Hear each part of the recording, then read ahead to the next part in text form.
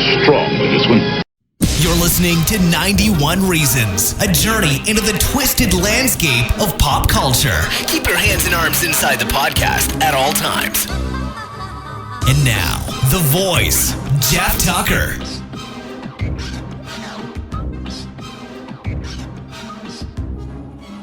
All right, everybody, we're here. We're in the Cafe 80s. It's Monday night. It's like 8 o'clock.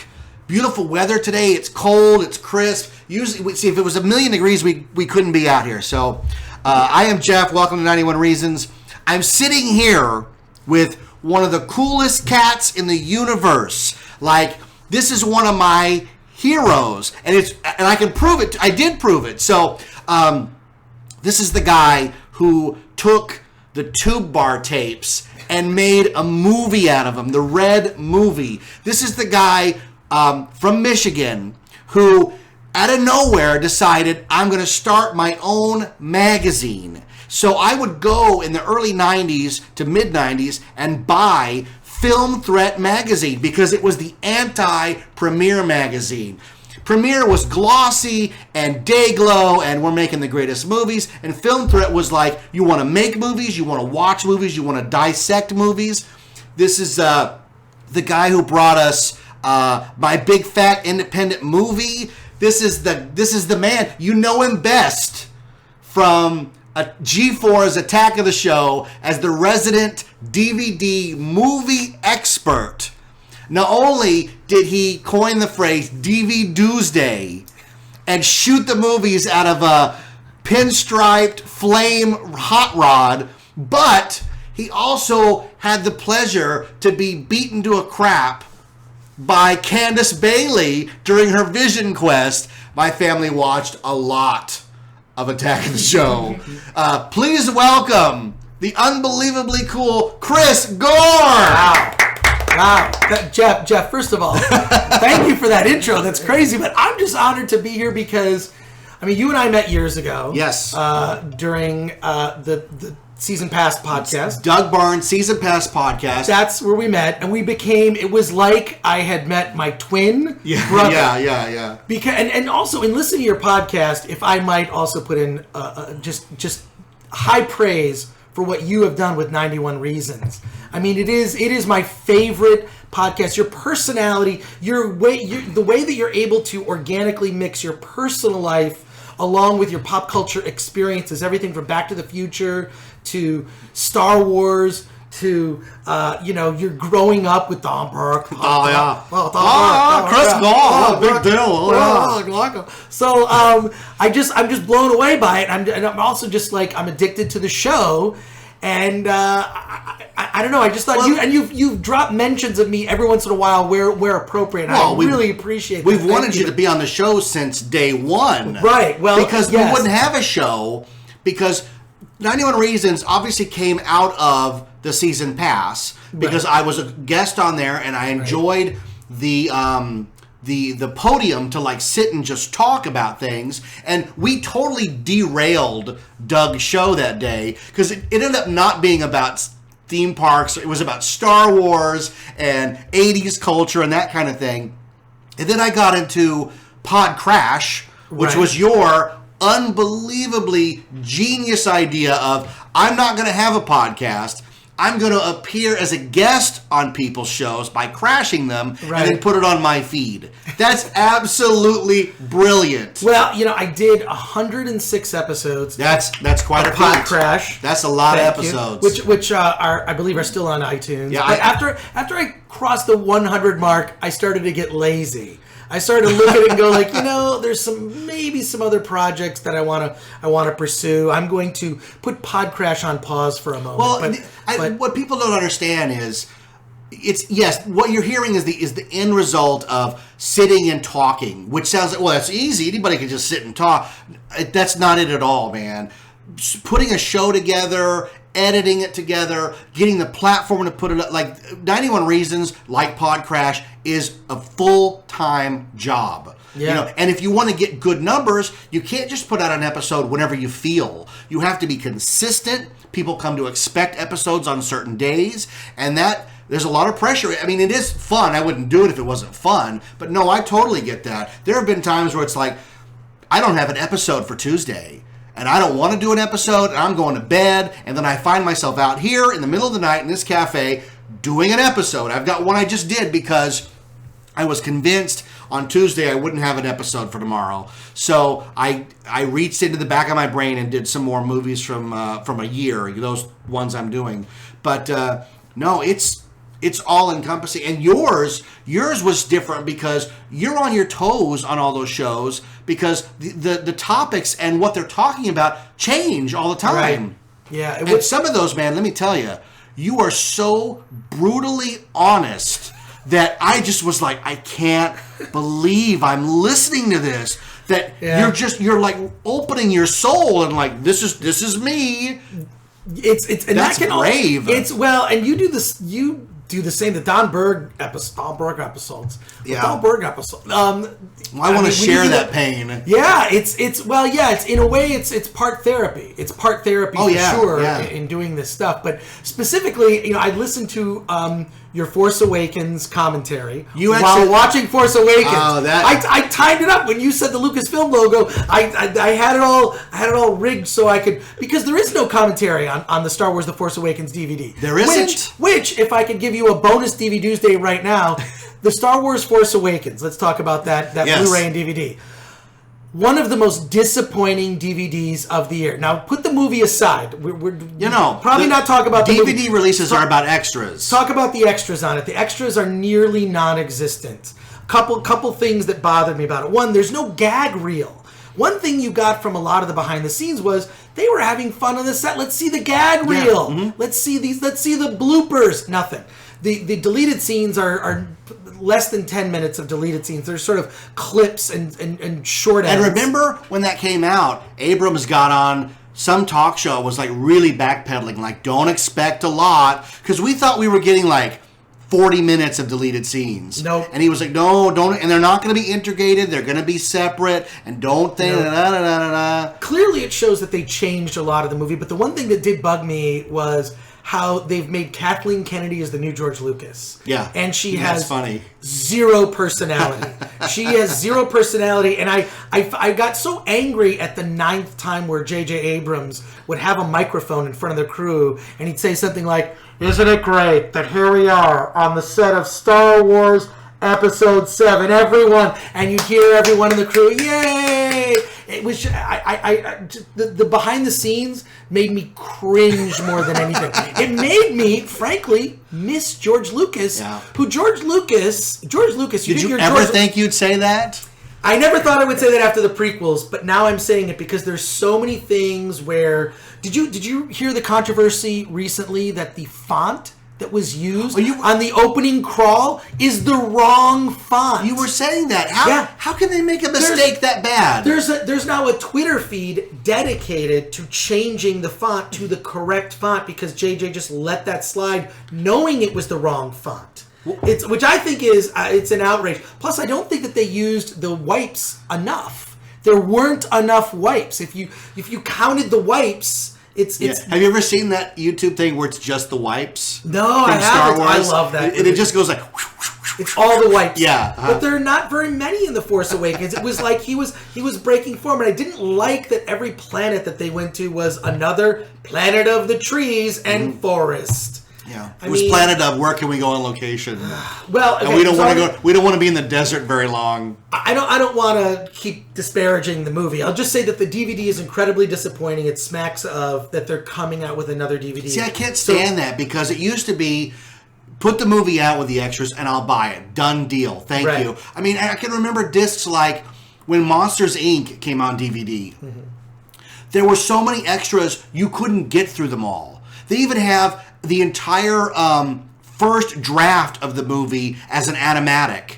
You ever seen that where Boo becomes a scarer alongside the monsters? Yeah, it's those the Pixar. That's why I think Disney actually does have a decent reputation when it comes to producing special edition DVDs. I think they've done an excellent job.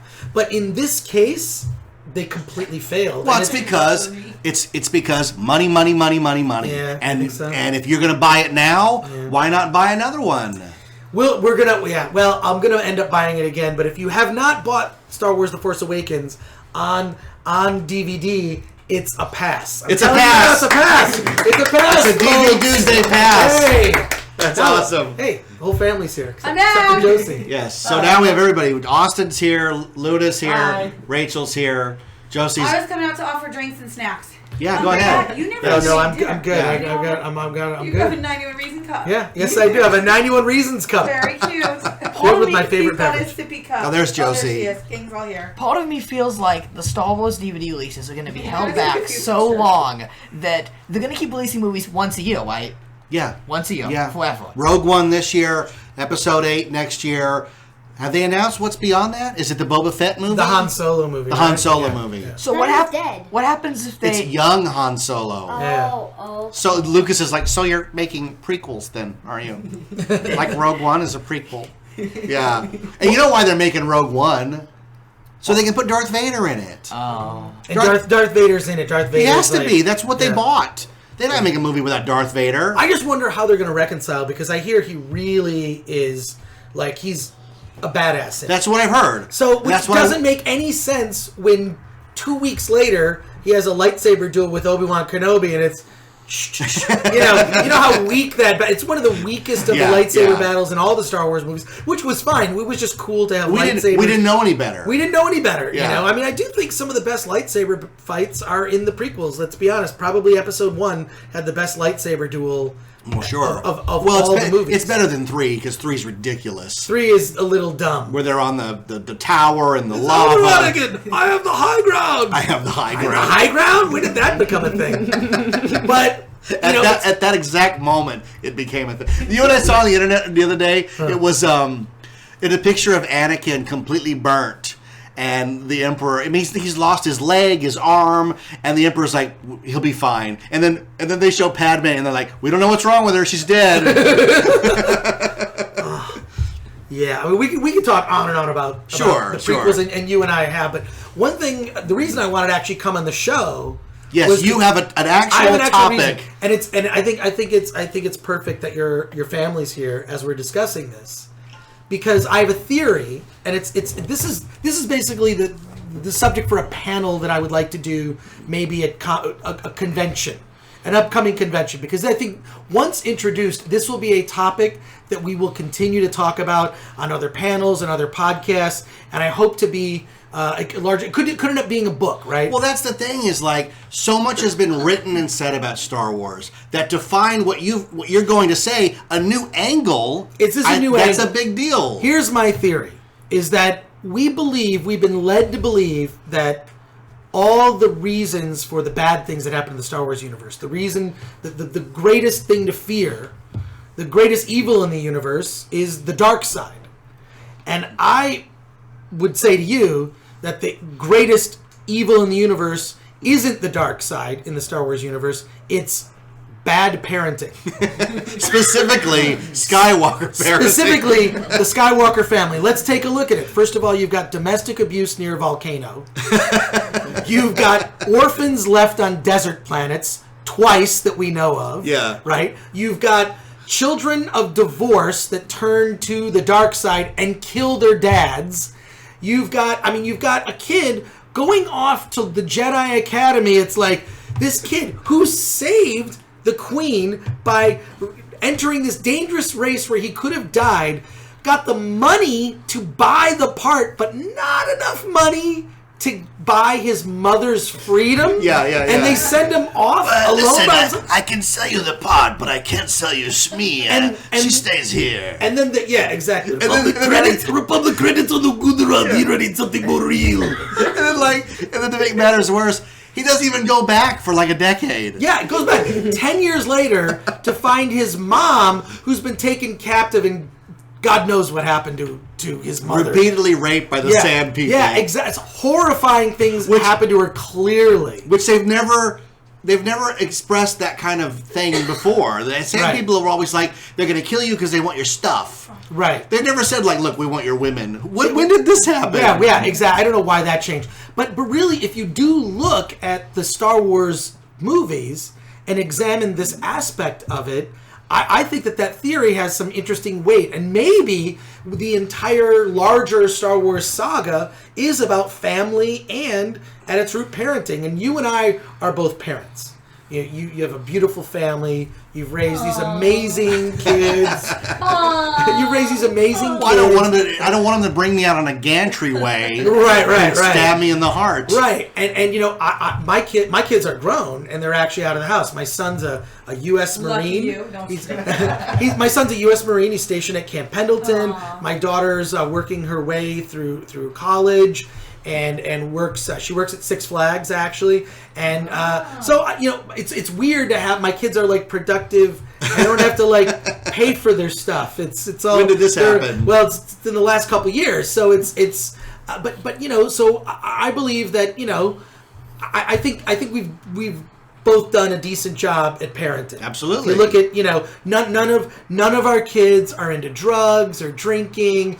They're not pregnant or gotten anyone pregnant. You know what I mean? They're I believe being guided towards positive life choices and making positive life choices. So you would like to take credit for that? Yes, I want. In a way, yes, I believe I contributed to that. Right. The idea that it's some all mystical force guiding that seems ridiculous. It's just good parenting. So why wouldn't the opposite be true?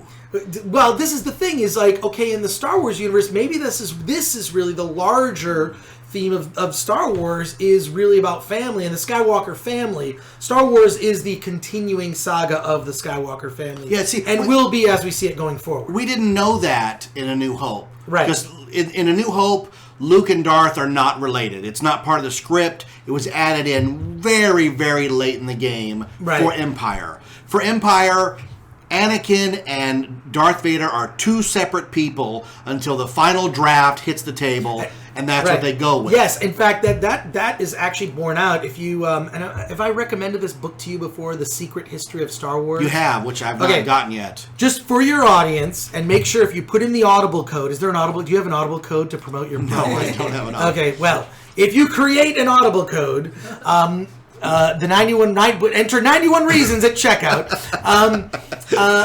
You're crashing computers. The book that I recommend the audio version of this book specifically. It's called The Secret History of Star Wars. It is the greatest book about the making of Star Wars for this reason. The guy who reads the book and does the narration, he does every voice. Oh, that's great. He not only is the voice of the narrator, he does the voice of George Lucas. He does Steven Spielberg. He does Irving Kershner. George wanted to have. That's great. He does. It's great. He does Lawrence Kasdan. Well, George had a. Kasdan's got the whiniest voice. He does Mark Hamill. He does Harrison Ford, and it's 24 hours long. Oh my gosh. It is what it is. The Secret History of Star Wars ends up being the greatest audio documentary about Star Wars. And he goes through every draft. I mean, there's a reason I think that Star Wars is so brilliant. The first Star Wars before it was called A New Hope.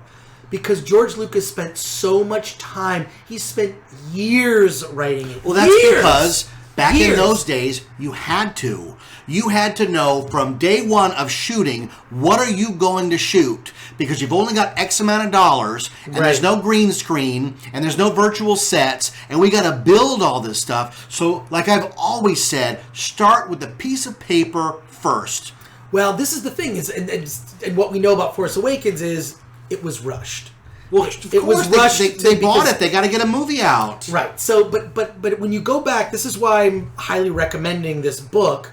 After you're done with this podcast, go out and pick up the audiobook, because it details everything. How Darth Vader was a side character. He was like a henchman in the first Star Wars, right? The big baddie is the Emperor, Peter Cushing's character, Grand Moff Tarkin, like all these other ones. Darth Vader was, he was the heavy and the henchman who carried out business, but his character became so popular, he made him the central bad guy. for Empire Strikes Back. So listening to it, you will be on the edge of your seat listening to this, and you'll hear how Lucas really was. Lucas likes to put forth that this was this grand vision they had from the beginning, that it was going to be, a 12-film saga. And no, he was changing things as he went. But back to this theory about family, if you look at the bad characters, it's all because of an issue of upbringing. Right? Yeah. I mean, let's start with episode 1. Anakin was raised by a single mother and born into slavery. Single mother, born into slavery, forced to work retail at a young age.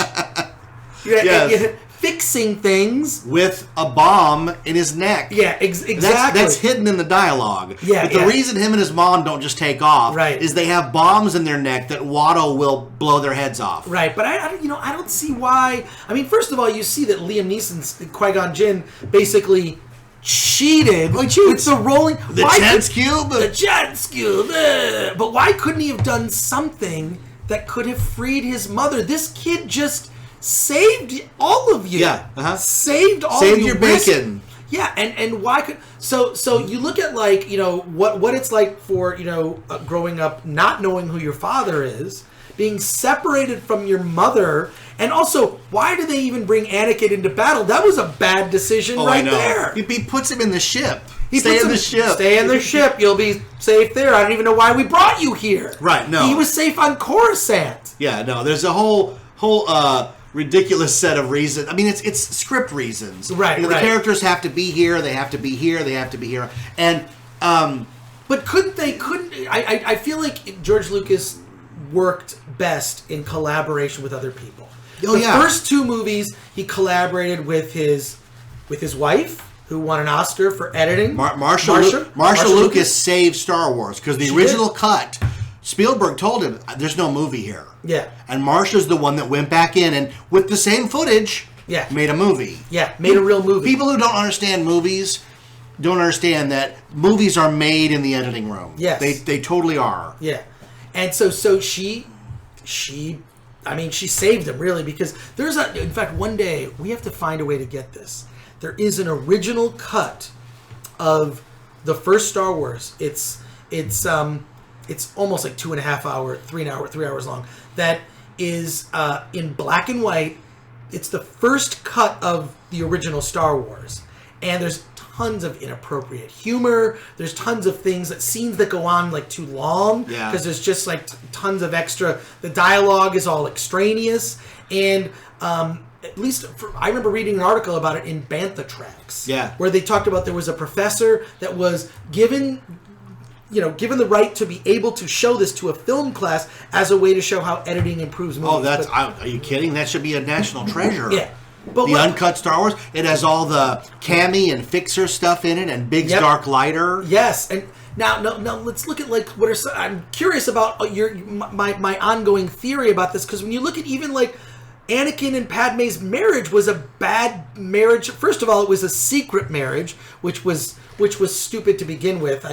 Well, that's always been the question. Why can't the Jedis get married? What's the big deal? Nobody ever goes like, look, you can't get married because then you'll have a family that will weaken you because your enemies. Well, they don't ever do that. They just go, no, you can't get married. Right, exactly. Oh, that's great, sure. Tell 2 horny kids, listen, what you're doing, you shouldn't be doing that. Why? Because we said so. But when you look at like the bad decisions or the decisions that befell like the good characters, the heroes in Star Wars, I believe it comes down to just the bad parenting angle. And I was curious what you thought of that. Well, yeah, I mean, they don't have any parents. Luke is raised by an uncle who looks at him like a burden. Right. Baru's nice to him, but most women are nice to kids. That's a maternal thing. You can tell that Owen is just done with this guy. I want him working. I don't want to.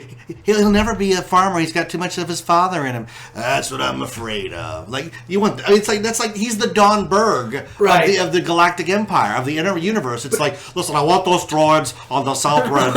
There's going to be hell to pay. You know what I mean? You've got to do an animated Don Bluth episode where you just recreate the Jawa scene with Uncle Owen. I need a robot that understands the binary language of low-lifters, moisture operators, you know. Uncle, what about that one? What about that blue? You know what I mean? Because Luke is presented as in A New Hope, he's fresh-faced, he's good-looking, but what we miss is that he has no friends. Right. Biggs has left him. The one time Biggs shows up is like, look, hey, we're friends, but I gotta go. But those scenes at Toshi Station, his friends treat him like an a-hole. Right. Because he's talking about a spaceship overhead, and a lot of that's been cut out. So Luke is the only one that remains pure, despite not having parents. But if you look in the Star Wars movies, he's the one who probably had the best upbringing. He did have these adopted parents. Yeah, he had two of them. Two parents who, you know, he still wondered about what happened with his real, at least his dad. He never asked about his mom. I wonder why that is. Because it's just shorthand. You know, boys look at their fathers, girls look at their mothers, and that's because it's easier in a film to go, well, this just that.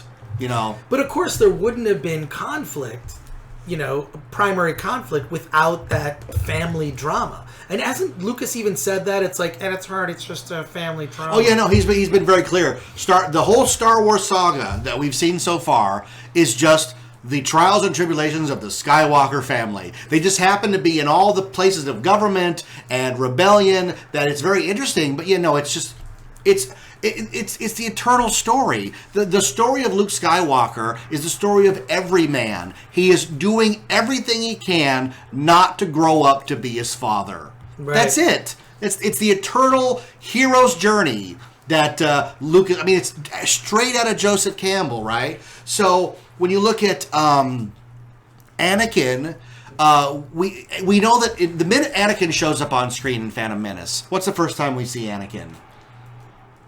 Well, how does Anakin show up in? Does it? Phantom Menace. He's in there in the shop. Oh, sorry. Qui-Gon has to get the TC-14. Yeah. Are you an angel? Are you an angel? Yeah.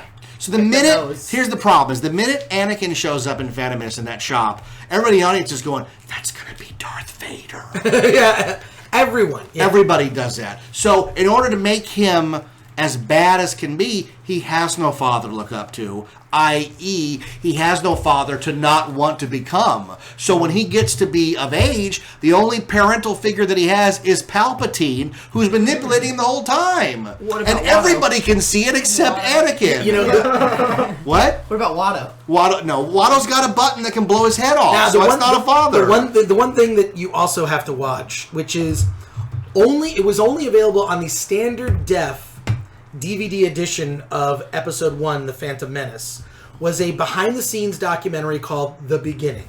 That's the finest documentary ever done on Star Wars. And there's a larger cut of it. What I love about it is they never use any of the swelling Star Wars music. There's no interviews to camera. It's done fly-on-the-wall documentary style. Yeah. And now here's what's interesting. Since Disney has now bought Star Wars, you can actually see the beginning on the Star Wars YouTube channel.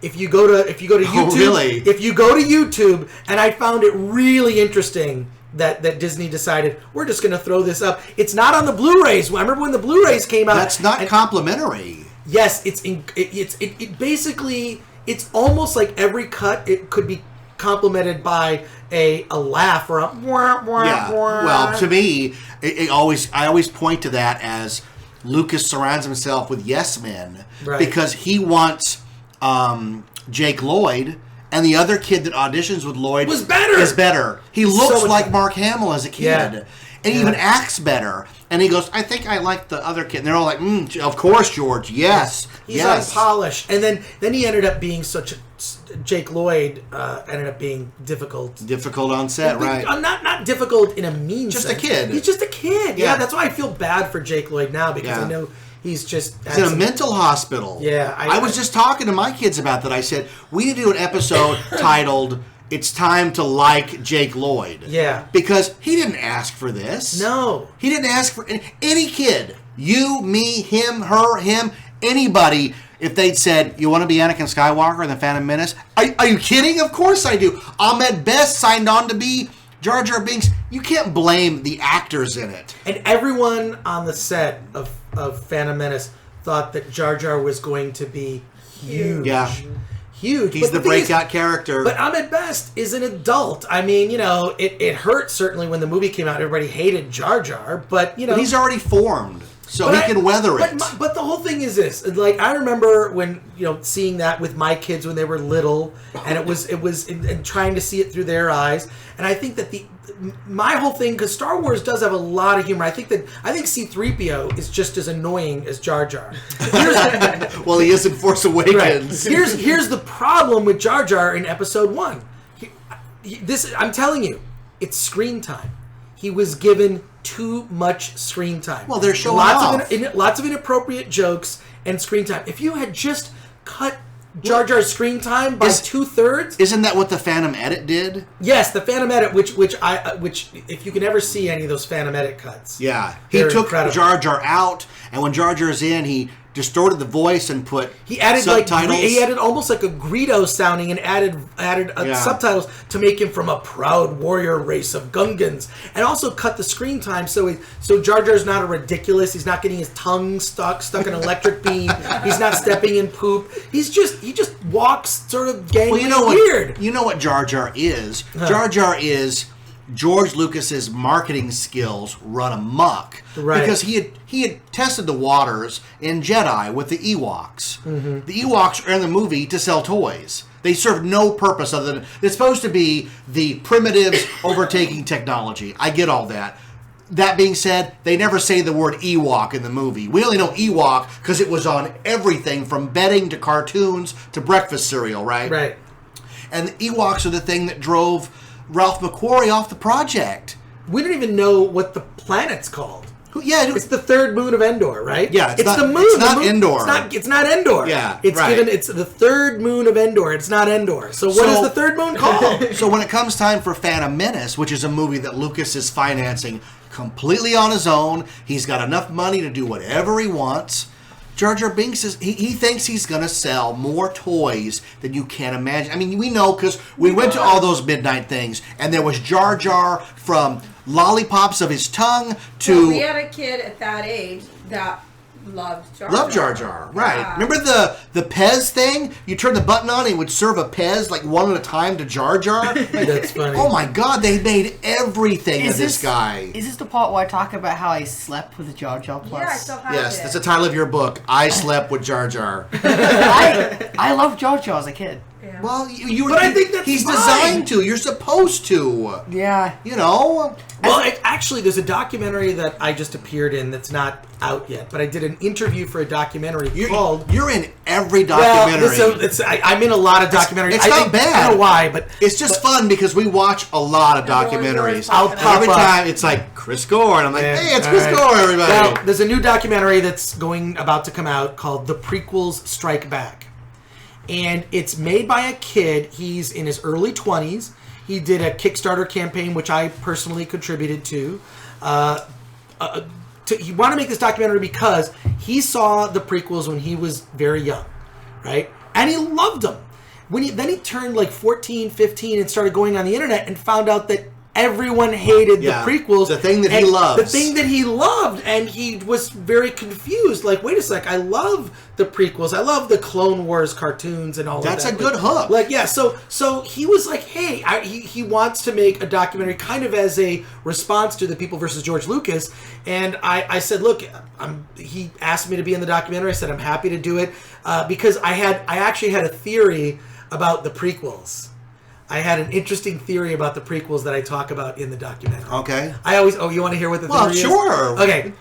There's no rules here. All right. Okay, so I'll tell you the crux of my It's idea. not that Jar Jar's a Sith Lord, because I can't stand that. That is just dumb. Whenever I read a title of an article on the internet that says, this fan theory about blank is actually brilliant. It's never brilliant. It's never brilliant. It's those clickbait. It's just stories. clickbait, right? It's clickbait. And the story is on 10 pages that each require their own click. You read it, and it's based on a tweet that James Gunn sent out. You know, I mean, it's like, and I love James Gunn, but it's the most thin piece of information that they base an entire article. Yeah. And I will unfollow or block the sites that do that too often. I find I'm the it's same way. abusive. I'm the same. But I'm the guy that reads Cracked and yells at it. Cracked is good. I Cracked just has got yell good at stuff it. in it sometimes. Yeah, it depends. Sometimes they're great, and sometimes I just go, oh, how come everybody suddenly is racist? Here's my weird theory. My weird theory about the prequels. My weird theory about the prequels is George Lucas wanted to make the prequels and have threads in the prequels as a way to help save the world. And here's what I believe he was attempting to do. All right, this is it. Click He here. made no, don't click here. He made a movie that very much appeals to children. You've got Jar Jar, you've got all these cute aliens, the antics of R2 and 3PO. You've got a lot of childlike aspects in a Star Wars movie clearly geared more towards children than the original trilogy, right? The original trilogy had elements for kids, but the prequels is really for children, right? And within this children's story, he included this strange subplot of political intrigue and stuff about the Senate. And one of the main characters is a senator from Naboo involved in politics. And my thought is perhaps George Lucas was doing this as a way to encourage kids to be interested in politics. Right. Because as we all know from keeping up with politics today, you can be a complete moron and get elected, certainly to Congress. Yeah. Fairly easily. So I just wonder, was he doing this as a way to? I'm being completely serious. No, I get it. It makes a lot of sense. Was Lucas creating story threads in the prequels to go, you know what? I want to make a hero, and this hero is a politician. And there are good politicians and bad politicians, and you can go and you can actually vote against war. Because you remember everything that was happening at the time. I mean, the Iraq War was happening during the prequels. There's something that Palpatine says in is it episode 2 or 3 that basically democracy dying with a whimper, there's things you're either for us or against us. That's Padme. She goes, "This is how democracy dies," with thunderous applause. Yes, I know but the thing is this. Here's what's interesting. Those movies are for kids, and yet he includes things that.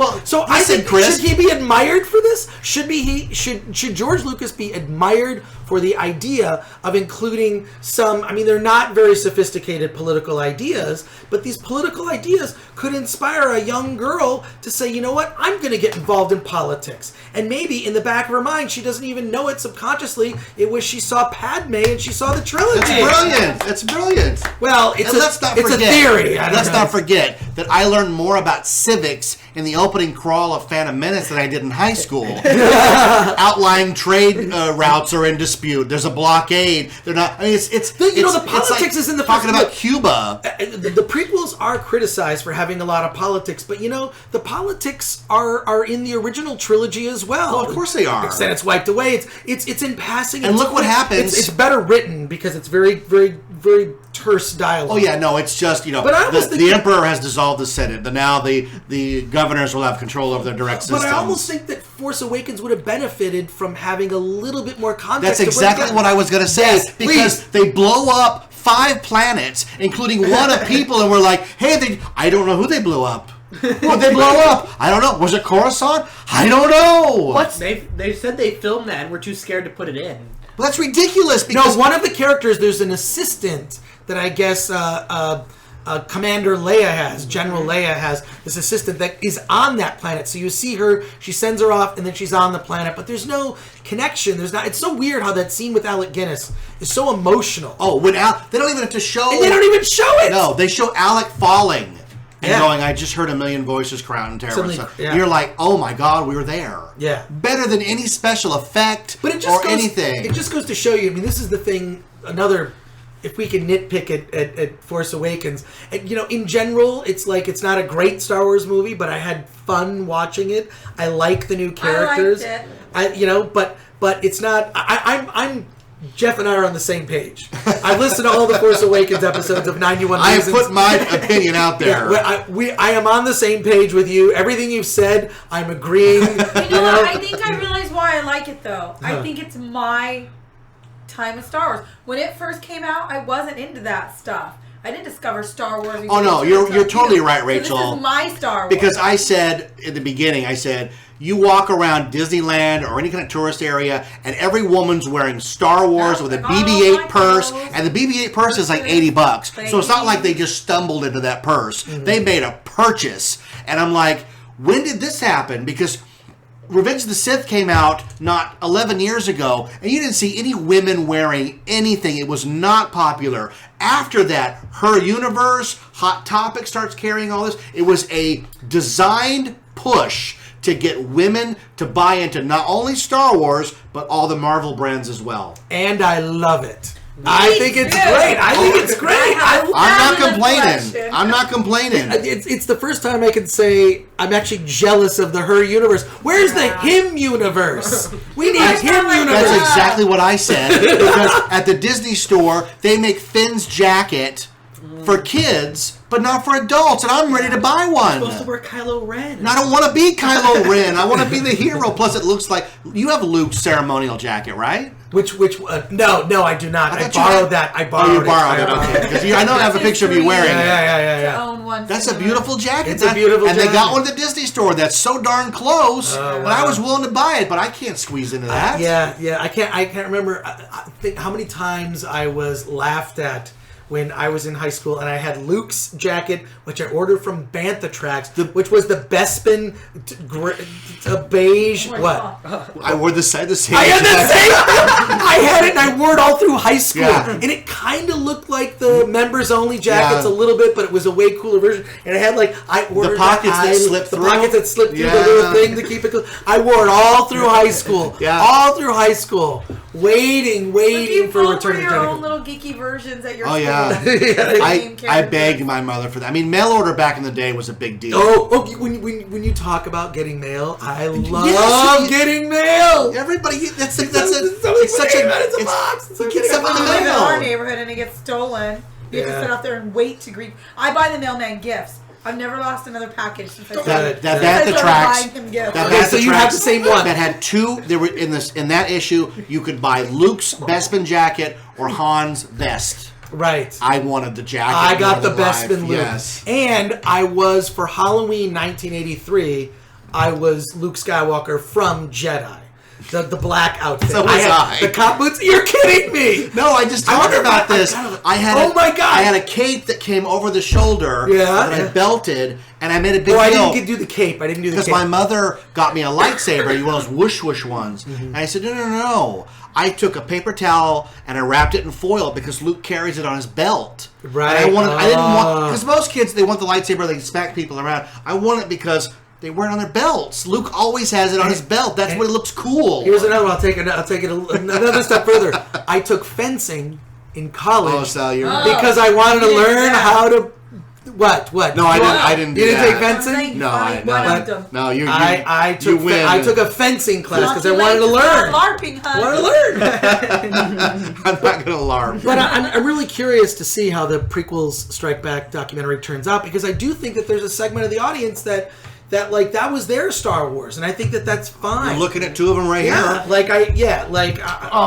I have a horrible confession to make. Horrible confession. Yeah. As a kid, my favorite prequel, because I count the prequels and the Wizards of the Trilogy as separate entities. Like, when I got out my figures, I'm like, am I going to play a prequel storyline or the Wizards of the Trilogy storyline? Totally different sips, totally different canon. My favorite prequel was Attack of the Clones, because I liked all that eye candy in that droid factory and arena scene. I am officially disowning you. Well, wait, let me eye candy in the droid let me defend Austin, though. There's that moment. There's a wind-up moment. The thing you've been waiting to see, and it comes near the end of the movie, is when you see this horde of Jedi with lightsabers, and they're going against. You're like, we've been waiting for this. We want to see them kick ass. I would just pause the movie and go, I want to figure that one. And that one. And they did. They did. And now they don't do that. Nope. They made everybody in Attack of the Clones as a toy. Including, Anthony Daniels out of costume and Ahmed Best out of costume with, a beer in his hand. Have you ever seen these figures? No. The Outlander Club? No, I haven't Ahmed seen that Best and Anthony Daniels are in the movie, so they're, of course they're toys. No, that's right. They were themselves. Yes. Oh, wow. God, I hate that movie. I just hate it so much. You know what? romance, though. I hate all of it. We went to Disneyland and rode Star Tours, and we got that stupid chase through Coruscant that they do. And I was like, oh, it's even bad as a ride. I'm in it, living it, and I hate it. And it's so awful. For the trilogy, now I would obviously say Empire. Empire's the masterpiece. But you love Jedi because it's Jedi. Designed for you to when love it. I was a little kid, I refused to watch Empire. I'd always skip it when I was watching. Because it was dark and dreary and not enough aliens. Not enough aliens. Now here's something about Force Awakens that I didn't hear you talk about that I'd like to hear your opinion on or address. Because I have one? Yes, I'm pretty sure you will.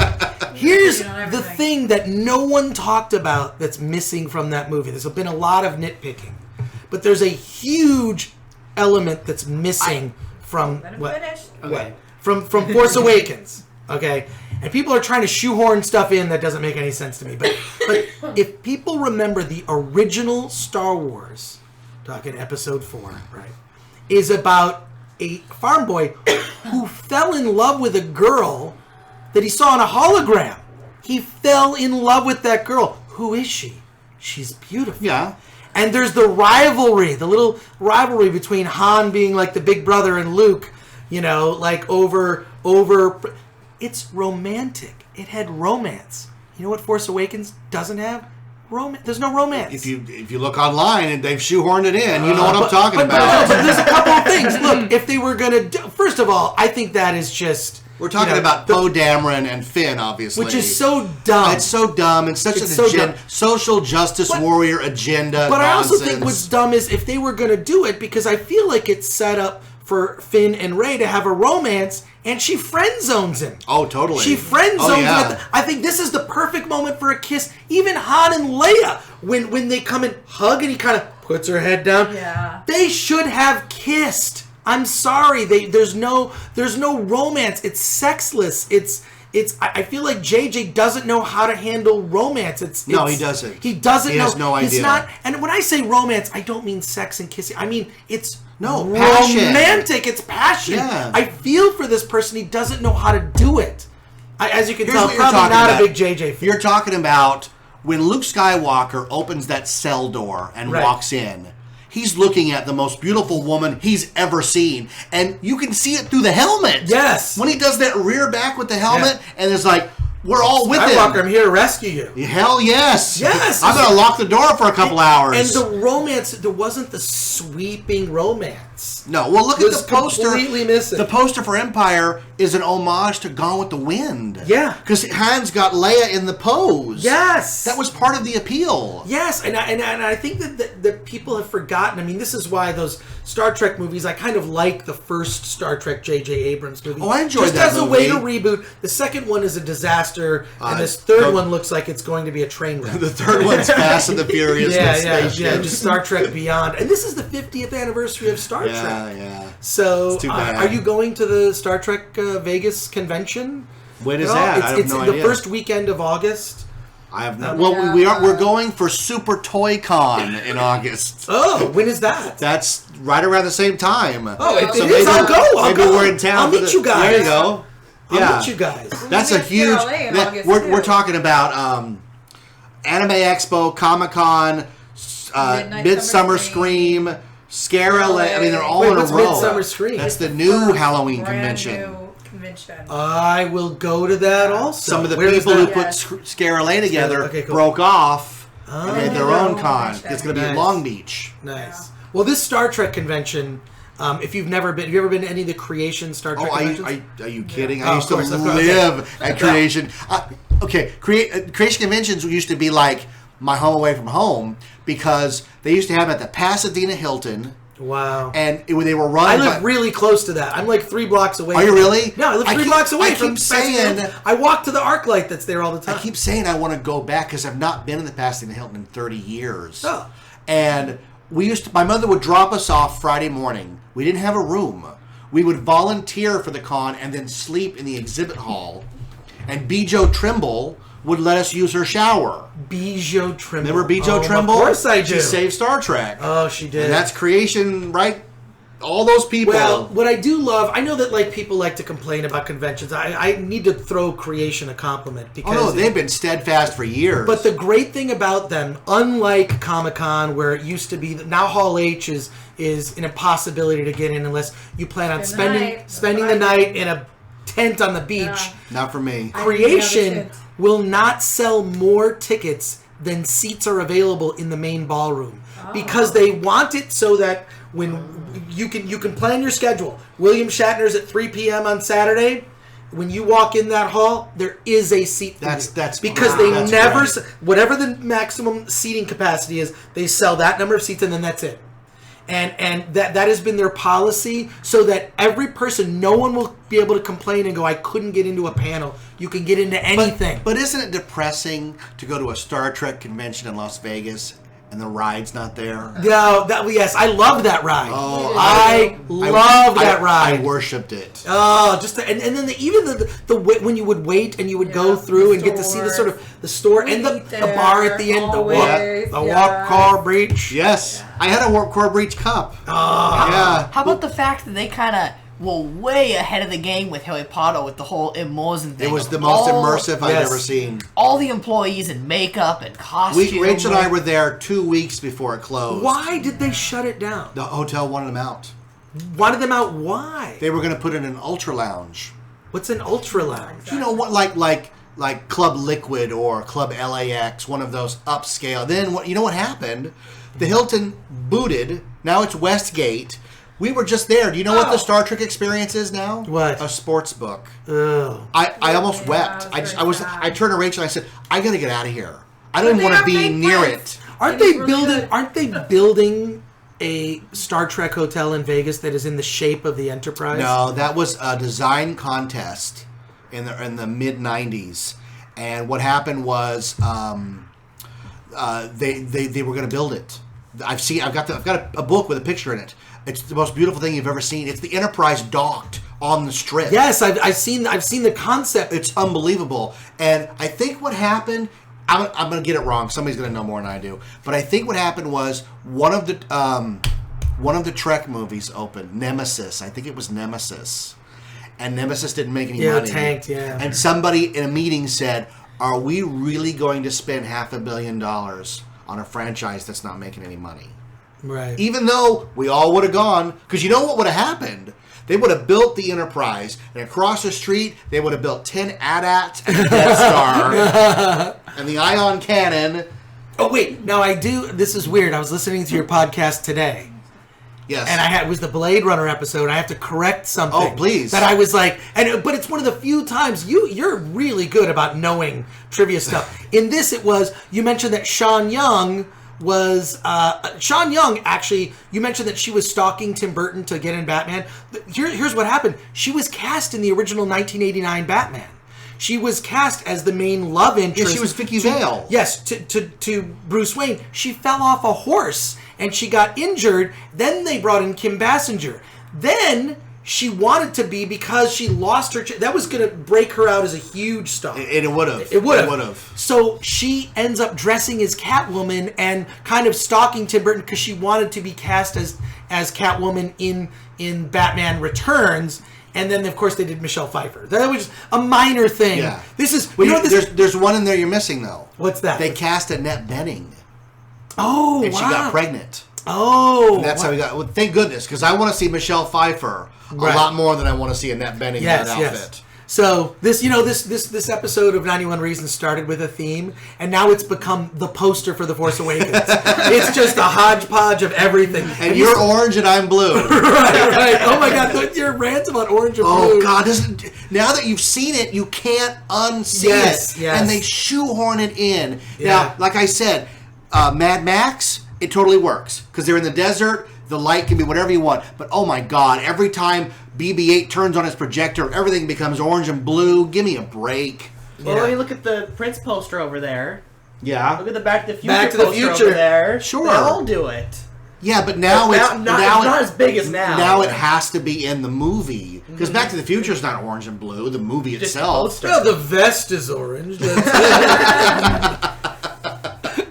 So what are you working on lately?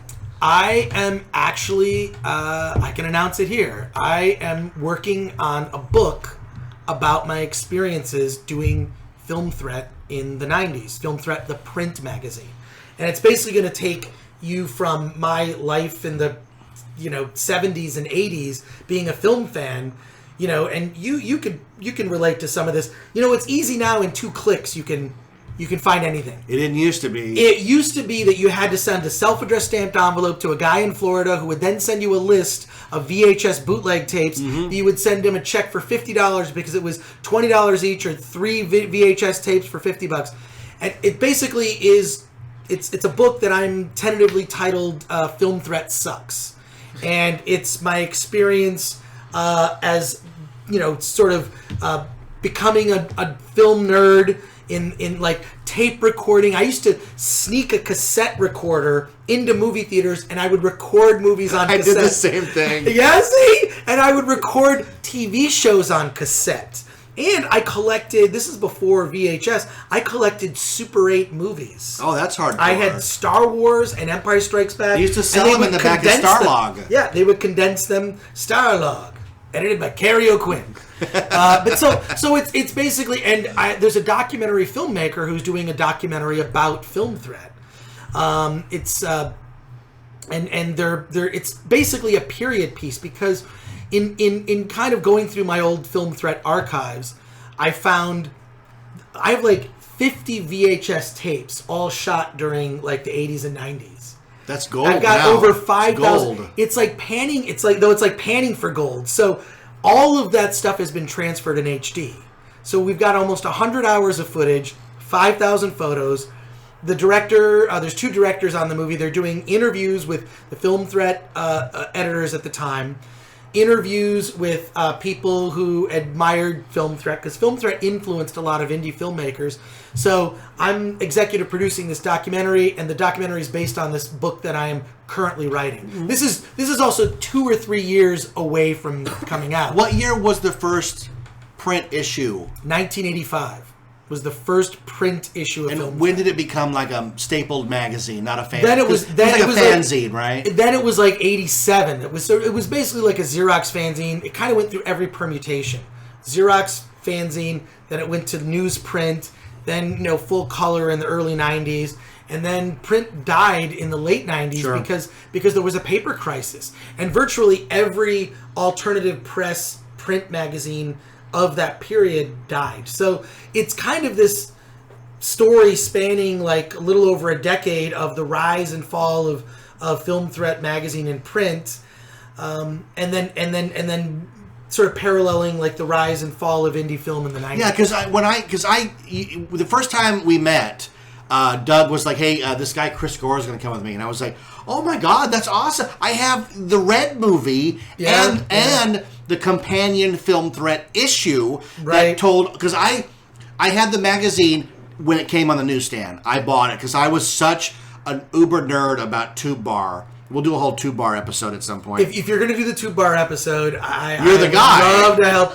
Yes, I would love to help you with that. So Tube Bar was these guys in New Jersey calling a bar and making a game out of tormenting the owner, whose name was Red. That's what The Simpsons, Groening took it and made it Moe. He got it from the Tube Bar guys. So when I saw this magazine, I was like, wait a minute, this guy made a movie of the Tube Bar? And I couldn't figure out how you did it, because it has a soundtrack.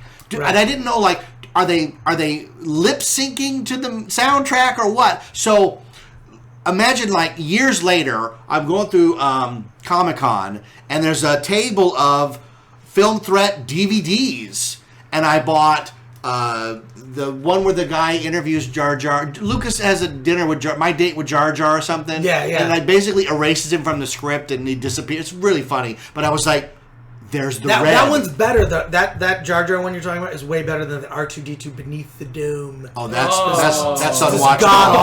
Unwatchable. God awful. Yeah, so I got this Red, and I finally got to watch it, where you use stills to tell the story. It's completely brilliant. So when Doug goes, "This guy's coming," I was like, I have stuff for him to sign. I know who this guy is. Well, I think I have like maybe 1 or 2 copies of that actually exist, but I ended up putting the whole thing on YouTube. The red. Yeah, the red. Because the guys who originally did the tapes contacted me. I never got the rights because there was no one to get the rights from. Yeah, no. I never got the rights. And then when they finally contacted me, when I put it out on DVD, they were like, well, okay, well, I said, well, look, why don't I just give you DVDs? Then you can just sell them and sign them.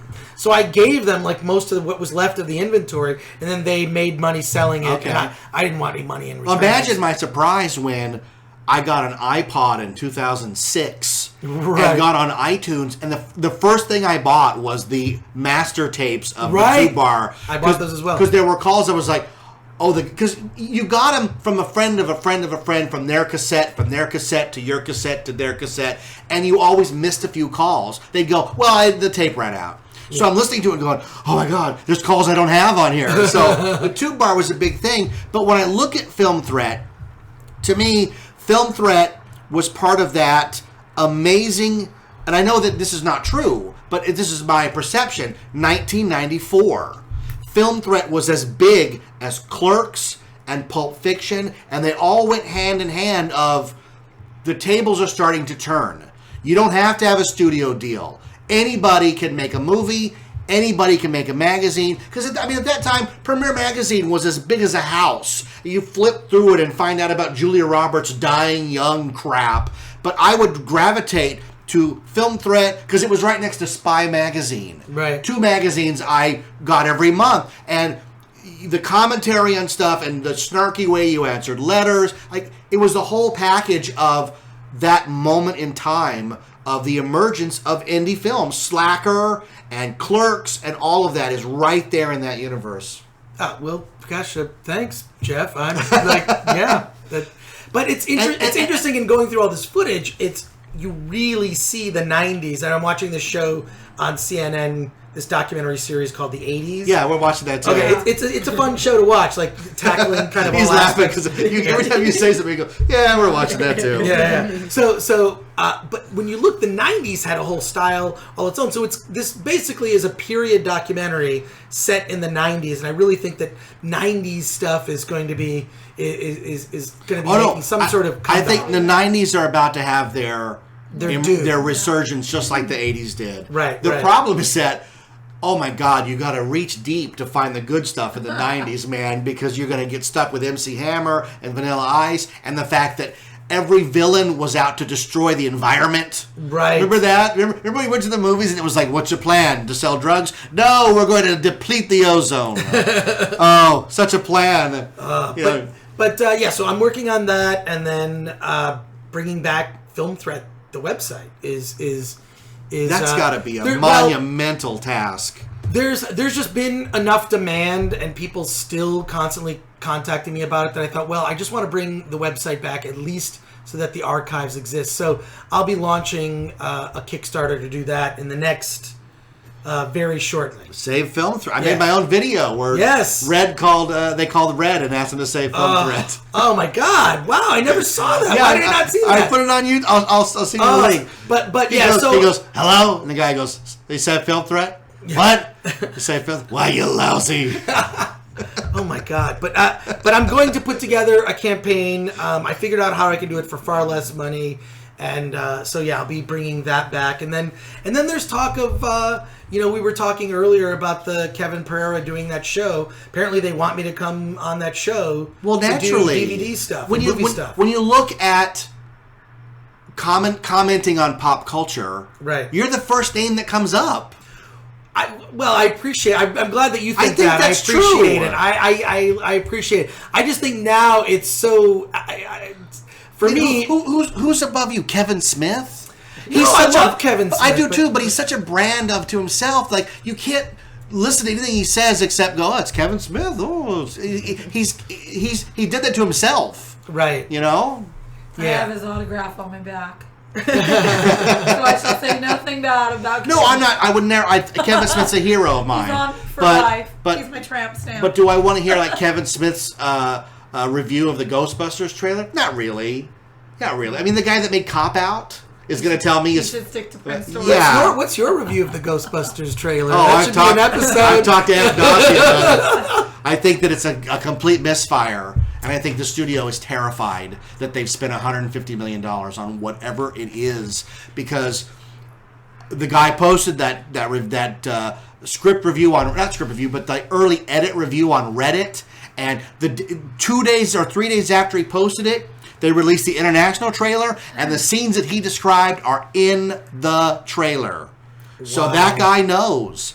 And here's the thing: is good or bad, whatever. There's Ghostbusters toys in the store right now. That's a win. I'm okay with that. I'm pissed off that they're lackluster. I'm upset that they made a proton pack for kids today, but under the age of 5. Like it's about as big as a 5-pound bag of sugar. I mean, you put it on, you look like an idiot. But are young kids going to be? No, into it's not for them. I think it's too scary, and it appears as if the sense of humor, it's too dirty, is vulgar. Yeah. It's the vulgar, like, you know, I don't know. I've said it before. Somebody decided if you look back on film, you go back to, there was a movie called The Sweetest Thing. Mm-hmm. Cameron Diaz and what's the girl from Married with Children? Christina Applegate. Okay. They made this movie called The Sweetest Thing, and I remember we rented it, and at one point a girl is engaged in oral sex with a guy, and she gets her tongue ring attached to one of his piercings, and it goes on for a long time, and I didn't find it funny at all, and I realized, oh my God, this is like a gross out comedy for women. And it created the gross out comedy genre for women. And the idea is when you get more than 3 or 4 women together, they're gross. In Harold and Kumar, they are taking turns saying who can have the biggest dump. Remember the Battle S scene? And the culmination was Bridesmaids made a lot of money. I saw it. It was okay. I like women. I mean, I admire women all day. Do I want to imagine them taking a dump in a sink? That's why it's for women. Right, but and what you're saying is they made a Ghostbusters movie for women. Yes. That's Said ridiculous. that from the beginning. If you would just accept it as that, then you won't have to hate it because it's not for you. You had your Ghostbusters. No, they don't get to make a Ghostbusters movie that's not for me. But I've carried the torch. I got the firehouse right here. But they've done it, so they're doing something new. Oh, you guys audience. gotta hear my view now, right? Oh, Let's please. hear it. Let's hear it. Please. I don't mind if the Ghostbusters you have women on the team, but do they have to be pooping everywhere? Do you gotta do that's not Ghostbusters. I don't know. We'll see. That's not what Ghostbusters. We'll see. I know that they don't move into the firehouse because it's too expensive. Instead, they're over a Chinese restaurant because the Melissa McCarthy character likes to eat dumplings all day. Like that's a joke in the movie is dumplings. I don't know. To me, it wasn't. Here's the thing that I don't like is I love all movies. I've said I'll watch any movie. I don't care. There are movies that are so-called chick flicks. Notting Hill. I watch Notting Hill all day. That's not made for me, but I think it's great. So I don't get with the genre thing. I don't understand the genre label on it. And romance, and this is women's comedy. But what I don't understand is women's comedy. I don't like it, so I get a label. I get the a-hole misogynist label. That's the part I don't like. And then when the international trailer comes out, the studio who monitors the YouTube comments says, oh, so they put a scene in where they all stage dive because they're going to stage dive and shoot up at the ghost, right? And then the black girl does they all go into the crowd, 1, 2, 3, and then she jumps and they all move so she hits the ground. And she says, I don't know if it was a black thing or a woman thing, but I'm pissed. And that's directly pointed at everybody who criticized. But that's not why we're criticizing it. I don't care if they're women or dogs or whatever, make it good. The trailers do not give any indication that it's good. That's my problem. Here's what I gotta say. Is the whole world is in fights about Ghostbusters. And there are people starving and people in wars. This is important, pal. And also, because here's the thing, Austin. Yes, people are starving. I said that about Angry Birds, so I know what you're talking about. Here's the thing. This movie cost X amount. I keep saying $150 million, right? Yeah. Whatever it costs. If it tanks, how long do you think it'll be before we get another one? before they take another risk. No. Every time they take a bath, wouldn't you love to see a sequel to John Carter? Yeah. You'll never get it because it didn't make enough money. I love John. I love John Carter. I think people are gonna be really. We saw it in the theater. I think everybody's being really political about this movie, saying it's going to change the world, and I think people are going to be really shocked because I think people are going to be really offended by this movie. It looks. It doesn't really matter. bad, The director doesn't care. He's told the fans to go F themselves, and that's the way he feels about it. And I get this is the world we live in, where a year before the movie comes out, everybody's got an opinion. I totally get that. I just think that that movie, the original, is such a classic. I think it's underestimated how much care went into that original script, into every aspect of that, and as these franchises are recycled, I think it's I think you and I had this email exchange where we were talking, or maybe it was on Facebook, that Star Wars, the original Star Wars, is based on things that came before it. Yeah, it's based on I know exactly what you're talking about. Marvel Comics. It's based on westerns. The Hidden Fortress. Akira Kurosawa, samurai films, yeah. and history. It's based on great works of literature and great films. John Ford's The Searchers. Yeah. There's so many great things that in the myth blender that George Lucas used, all these influences from various sources, from politics, from history, from art, from cinema history that isn't just American films. All of that culminated in Star Wars, and the same with a lot of other great films from our youth. And, Pulp Fiction, right? And to me, it seems as if all of the Star Wars movies going forward will be based on other Star Wars movies. Yeah, they're just influenced by Star Wars. Yeah, and so you've got people making these. Well, we saw that because in Force Awakens they fly TIE fighters and X-Wings. Right. Where's the other ships? Right. They didn't progress. It's interesting though. One of the things I did enjoy about Force Awakens was all the destroyed and battered. The destroyed Star Destroyer. Yeah. The destroyed. And to me, I always saw that as the discarded toys of our youth, right? Yeah. Because the cool thing about Star Wars toys that I remember is. We weren't collecting them. We weren't putting them. No. That's why there's so few from that era. We took them out. I have my die-cast Millennium Falcon that's this big. It's covered in dirt. Dirt because they were played with. They were memories. Yes, exactly. And that's. I do like that aspect. But I feel like that what's missing with this new stuff going forward is influences from other sources. Right. Well, here's the other thing, as I say, is the misogyny argument doesn't work with me. It doesn't work with a lot of guys because they gave us the bait and switch with Mad Max. Right. It says Mad Max Fury Road, but he ain't in it. Right. It's Imperator Furiosa movie. Right. And you know what? It was badass. She was great. I thought it was fantastic. Do I care if she's a woman? No, that's part of the story. It was what made it so damn good. She's a great character. Yes, it's about characters. It's about freshness and new. And boy, Mad Max was all kinds of new. I got in an argument where somebody was yelling about they called it the Cirque du Soleil stuff where they're doing the balancing act. That's awesome. I said, but that's all real. They really did that. That's part of the movie. That's how cool is that? It wasn't just eye candy because somebody typed it up and Optimus Prime rolls around. I mean, they really went out and did all that. So moving forward, what you're saying is it's even going to get worse because they're going to make Men in Black 21 Jump Street. Right. Might be 23. That's a real movie. That's not a joke. Are you kidding me? Who wants to... Come on. They Give won't me a be getting break. back Will Smith and Tommy Lee Jones. They said they're not hip and no, funky because enough. now we're getting... That's the actual quote. We're even getting a sequel to Independence Day. that actually doesn't look bad to me. I know, but why does it exist? If you go to the website, what I think is kind of cool on the website, they have a timeline. They have that little documentary, right? Of what happened, over the 20 years that they've been sitting around.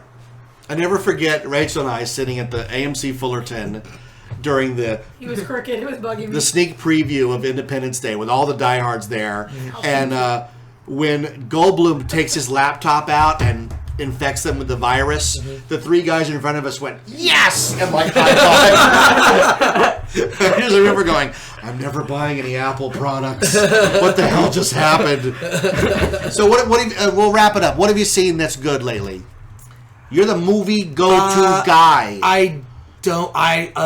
Captain America: Civil War. Yeah, good. Probably the best superhero movie. Like something where I remember reading comic books as a kid and thinking, I'm never going to see anything as good as this comic book. Not in a movie form, of this comic book I just read. And I remember reading the first appearance of Galactus in the Fantastic Four, which I believe is issues 49, 50, and 51 of Fantastic Four. With the first appearance also of Silver Surfer. Yeah, his Herald. He's got the ultimate nullifier. The Watcher is in it. I mean, Galactus is a character you never see. He's giant. And I remember thinking, I'll never see something this good. And I feel like Civil War, there's an action scene in the middle of the movie that is like a splash page. The airport scene. The airport scene that they talk about. That, like, please try to keep yourself spoiler free. See Civil War. I think it's incredible. And what I do like about the guys that are making the Marvel movies is they think like indie filmmakers. They think they have the feeling of indie filmmakers. That's why I think the Dark Knight Christopher Nolan trilogy works so well. I think the third film is somewhat flawed. It's like 2.5 good movies. But Bane's plan sort of falls apart at the end. I was born as Mr. Wayne.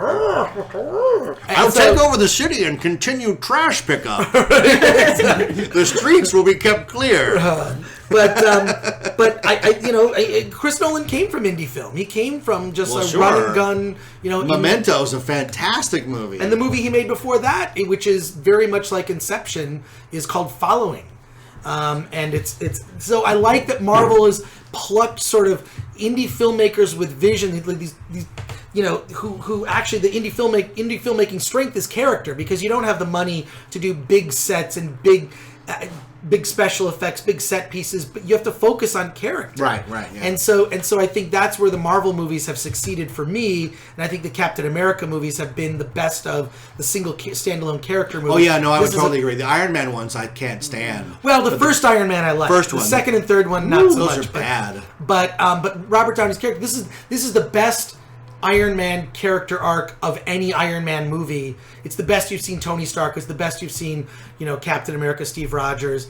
I can't rave about this movie enough, and I know it's a big tentpole movie for Disney and Marvel, but and I'm supposed to be the indie film guy, but you know what? I just like good movies. I don't care. No, see, that's what I'd say. I don't care. A good movie comes from anywhere. Big budget, low budget, it doesn't matter. But the one thing I'll say is, I've always said this, that studio movies have less of an excuse to fail. Because they've got all the marketing dollars, they've got all the money in the world to buy the best special effects, the best production people so it can look the best, to hire the best actors, less of an excuse. Whereas you can see a flaw in indie film, and kind of through the flaws you can see, aha, there's character, there's something more here, there's and that's, I think, when you're making an indie film up against all of those obstacles, and you make something that's worth seeing, I think that says something. So I look for that spark, that little something. And Spider-Man, the best Spider-Man we have ever seen, and I love the first two Tobey Maguire Spider-Man those are great movies. Sam Raimi, but this is the best Spider-Man because he's a kid. He is just a kid in high school. I can't wait who's got these powers. Yes, I don't want to say anything more, because pretty much everything I've said is I'm echoing what a lot of people have already said, but I can't wait to hear you. Please do a special edition. We're gonna go see it and then review it. I gotta hear your review. What about Suicide Squad? What do you think of that? I haven't seen it yet. I feel like it literally looks like Guardians of the Galaxy to me, with your pop culture pop music soundtrack. Yeah. And it's the bad guys. But I just want there to be one good DC movie. I feel like that's what look. Everyone says, "Oh, Marvel's great." You know how many stinkers Marvel had before the first Iron Man? How many stinkers were out there? I mean, it was hit and miss for Marvel, and now they're on this streak, really, because I really think it's all due to Kevin Feige. I mean, he's the guiding force. He's the guiding. He's the John Lasseter. Yeah, he's focused on the right things, and they've, for the most part, left him to his own devices to make movies. One of the reviews I watched said that there wasn't a lot for kids to latch onto in Civil War. Like, Not a lot of like no Hulkbuster armor or anything like that. The kids will go out. That might be true. I mean, it doesn't make any less a good movie. It's definitely more adult than Age of Ultron. I think it's Age of Ultron was kind of silly. Yeah, it's the better Avengers movie. I mean, there are real stakes. They're not punching robots again. You know, there are real consequences to people's actions. It's taken seriously. That's what we want. Yeah, I mean, it is like a serious. Or is it? If you remember Winter Soldier, we enjoyed the heck out of Winter Soldier. It's adult in that sense. The tone is a more adult. All right, let me ask you the $1 million question before we let you go. Yeah. What's it like watching Olivia Munn? No, I forget. Freaking Psylocke. I saw the X-Men movie. I saw X-Men Apocalypse. So you've already seen it. I've already seen it. Because we're just like, we want to go see it, but do we want to see it knowing that when she comes flying, chopping that car in half, it's like, it's Olivia Munn. It's cool. First of all, I love Olivia. We all love Olivia Munn. I love Olivia. I know maybe not everyone who worked with her had the best time, but I had the best time. She was always good to me. Olivia was always... I feel like I got her. You know what I mean? Like I understood. She was an actress pretending to be a TV host. That's what I've always felt about Olivia. That's very astute. See, she always wanted to be an actress. You know, the G4 was just a stepping stone towards other things that she wanted. Towards Mordecai. You know that she was actually she actually turned down the girlfriend role in Deadpool. Because she didn't want to be a girlfriend. She didn't want to be a girlfriend in a movie. Good for her. I could totally see her in that role. Yeah, she could have done it, but I feel like she chose better by being in Bryan Singer's X-Men Apocalypse, which I don't want to say too much about it, but I liked it. I liked it better than Days of Future Past. Okay. And it's set in the 80s, which is kind of fun. It's definitely like 83. It's set in the 80s. I heard it opens with them sneaking out to go see Return of the Jedi. Yeah, Return of the scene. It's set in 1983. Like they go see Return of the Jedi in X-Men Apocalypse. They get in line right behind Adam Goldberg. There's a great line. I don't want to say anything. Just okay. Yeah. That's just so funny to see somebody go from a small show to the only thing I can compare it to is Greg Kinnear going from Talk Soup to Sabrina. Yes, no, first of all, I love it. Whenever I see... It's great. I don't begrudge anybody's success of anyone that I worked with on Attack. I love seeing their success. I applaud it all. Do you talk to any of the Attack of the Show people? I do. Allison Hayslip or... I mostly... I mostly talk to the producers that I used to work with. Yeah. And Blair Butler and Blair Hurd. Blair Butler, yeah. Yeah, Blair Butler I actually watch football with on... we're part of a group of ex-G4 people that we all watch football together on Sundays, but we don't really watch football. We just talk about nerd stuff. With football is on in the background. It's the excuse. It's in the background. It's just an excuse to, we'll get together and watch football, and then we won't watch football. Well, you know what? We just talk about nerd stuff. If somebody relaunched G4 as a channel with no new programming and just looped all the old program, we would tune in all day. We were watching it on YouTube the other day and didn't want it to end. I do think that there's definitely something missing. Nothing's really replaced it. Not a YouTube That's exactly. show. Well, they said Twitch. Thing. Twitch is kind of that, and I know Kevin's doing this thing with the Attack. Yeah. The Attack. I'm supposed to be involved in it. From my understanding, there have been talks behind the scenes of having you me be part of the Comic-Con stuff. That's part of the chemistry there. See, here's the weird thing. That was never my goal. Was ever to be on TV.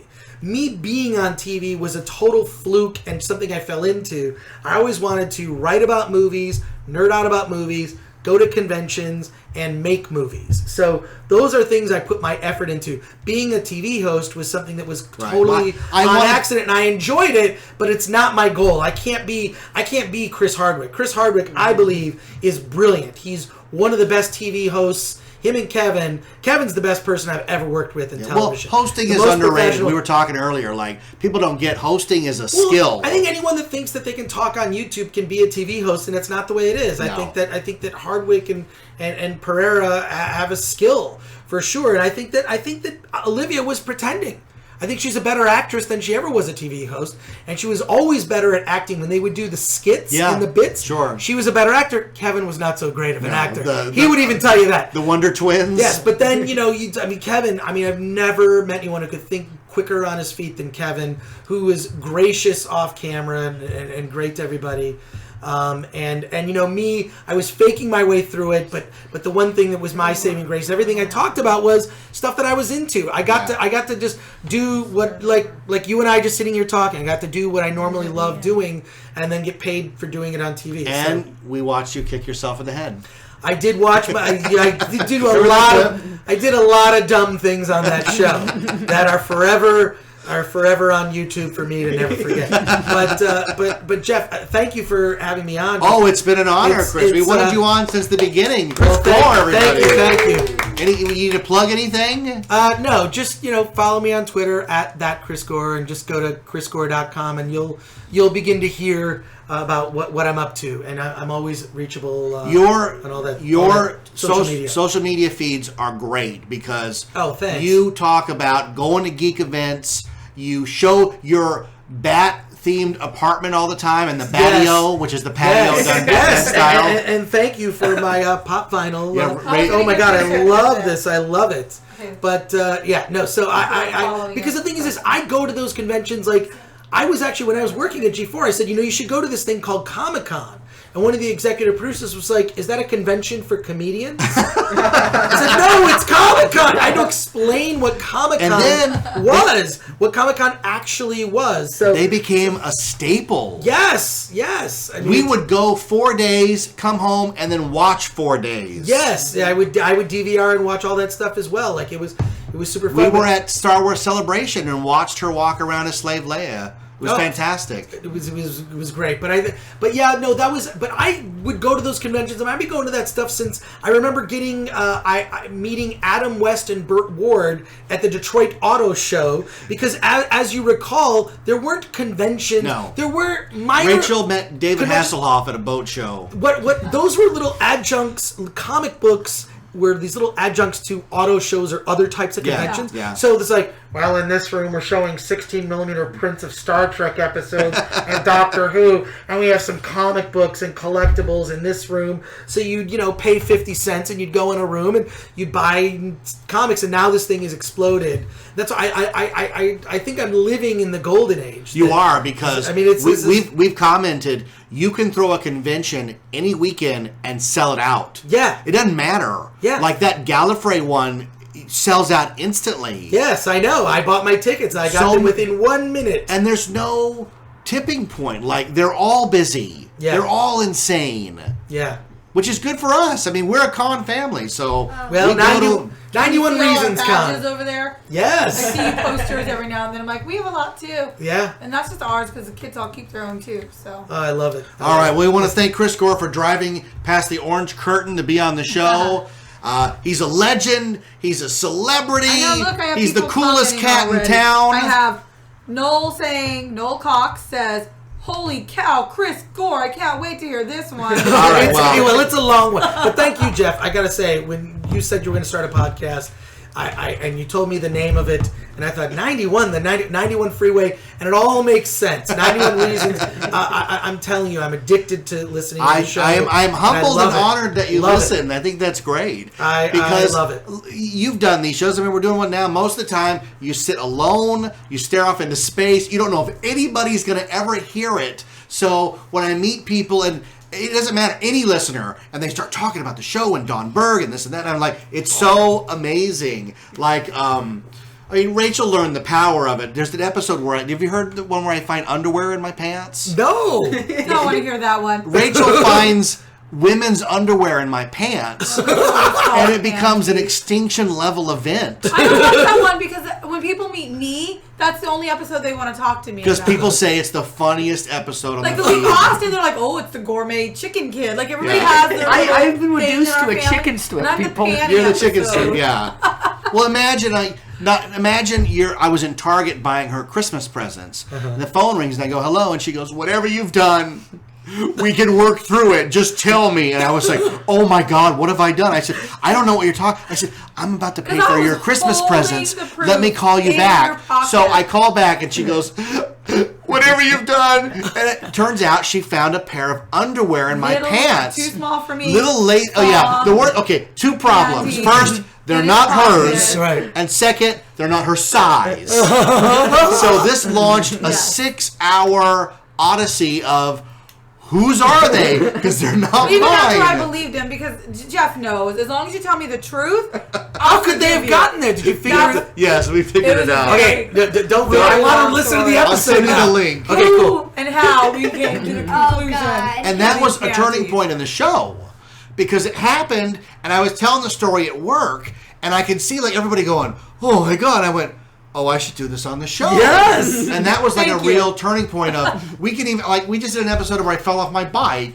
Where it's like we can that's take true. anything and make it interesting if it's about the family and about fun. So you're now part of this show. Well, I hope you'll have me back. I'm dying to come back. You're welcome back for the two-bar episode. Anytime, Chris. Anytime you're like, if you go, hey, I'm going to Knott's, can I come over afterwards? Yes. The answer is yes. Great. Because there wouldn't be a show without you. You were there thank for the you. catalyst. So Thank you. Thanks for coming on the show and braving the orange curtain, and you're being so gracious about how great the show is. That's really amazing. And you know how we end the show, right?